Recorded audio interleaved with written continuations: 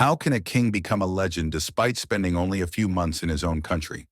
How did he turn into a hero in the eyes of Europeans, even though he left his throne to fight in distant lands?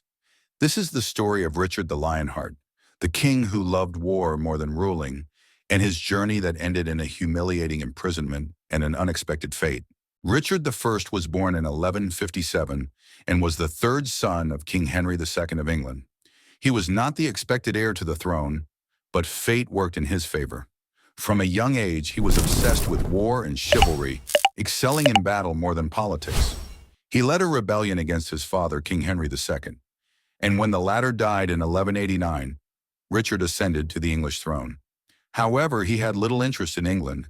His true obsession lay elsewhere: the Crusades. In 1187, the Muslim commander Saladin captured Jerusalem, enraging Europe and prompting the launch of the Third Crusade to reclaim it.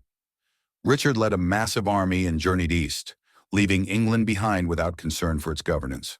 He fought fierce battles against the Muslims, the most notable being the Battle of Arsuf, 1991, where he defeated Saladin's army, showcasing his military brilliance. The Siege of Acre, where he led a brutal campaign that ended with the capture of thousands of Muslim prisoners, whom he later executed in front of Saladin. The Battle of Jaffa, 1192, the final major clash between the two sides, where the Crusader army was forced to retreat despite its victories. Despite his military strength, Richard was unable to enter Jerusalem because he lacked sufficient supplies for a siege. Political turmoil was escalating in England, forcing him to return. He reached a truce with Saladin, allowing Christian pilgrims to visit the city in peace. Thus, despite his heroics, he returned to Europe without achieving his main goal. On his way back to England, Richard fell into an unexpected trap. He was forced to travel through Europe in disguise, but in Austria, his enemies recognized him. He was captured by Duke Leopold V of Austria and handed over to Emperor Henry VI. He remained imprisoned for 2 years, 1992 to 1994, and was only released after an enormous ransom was paid, one that nearly destroyed England's economy. It was a historic humiliation. A great king like Richard, imprisoned like a common thief and ransomed for money. After returning to England, Richard did not stay for long. War was his inevitable fate. In 1299, while besieging a small castle in France, he was struck by an arrow in the shoulder.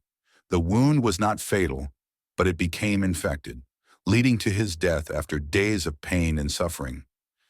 Before dying, he forgave the archer who shot him. But after his death, his soldiers brutally executed the man. Thus ended the life of Richard the Lionheart, a man who never knew peace and found his only home on the battlefield. The lesson from the story of Richard the Lionheart: strength alone does not build a kingdom. Despite his bravery, he was not a good ruler, leaving his country to suffer due to his military ambitions. Betrayal can come from those closest to you. He was never defeated on the battlefield, yet he was captured by those who were supposed to be his allies. Glory does not protect from death. Despite his heroics, he was killed by a random arrow, proving that even the greatest warriors can fall due to a small misfortune. Thus, Richard the Lionheart entered history as one of the greatest warrior kings, but he paid with his life in pursuit of a glory that was never fully realized.